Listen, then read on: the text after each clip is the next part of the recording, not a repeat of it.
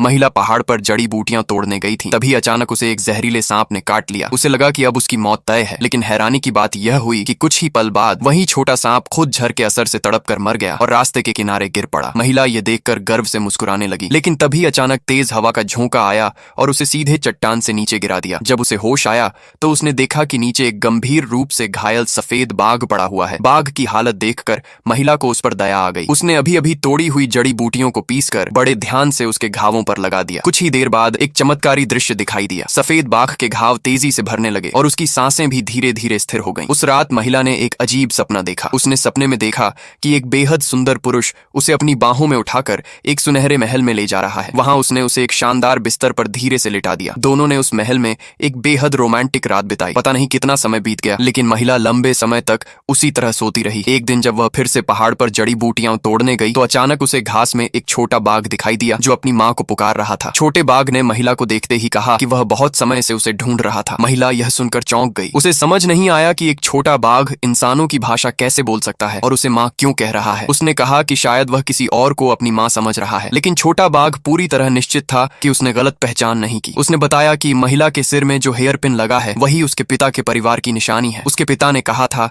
कि जिस महिला के पास वह हेयर पिन होगा वही उसकी मां होगी। महिला को यह सब बहुत अजीब लगा और वह हंसने लगी, लेकिन तभी अचानक छोटे बाघ ने खून उगल दिया। उसे कमजोर हालत में देखकर महिला तुरंत उसे अपनी बाहों में उठाकर घर ले आई, लेकिन जैसे ही उसने छोटे बाघ को बिस्तर पर रखा तभी उसकी बहन और गांव का एक दुष्ट जमींदार वहां आ पहुंचे। असल में उसकी बहन पर उस जमींदार का 500 तांबे के सिक्कों का कर्ज था, इसीलिए वह महिला को बेचकर अपना कर्ज चुकाना चाहती थी। जमींदार ने महिला की सुंदरता देखते ही उसे पकड़ने की कोशिश की। उसी समय गंभीर रूप से घायल छोटा बाघ अचानक जाग गया और महिला के सामने कूद कर खड़ा हो गया। उसने गुस्से में दहाड़ते हुए कहा कि जो उसकी मां को मारने की कोशिश करेगा वह उसे नहीं छोड़ेगा। जमींदार और बहन ने कभी नहीं सोचा था कि महिला के घर में इतना खतरनाक छोटा बाघ छिपा होगा। दोनों डर के मारे कांपने लगे, लेकिन थोड़ी ही देर बाद छोटा बाघ फिर से खून उगलकर बेहोश हो गया।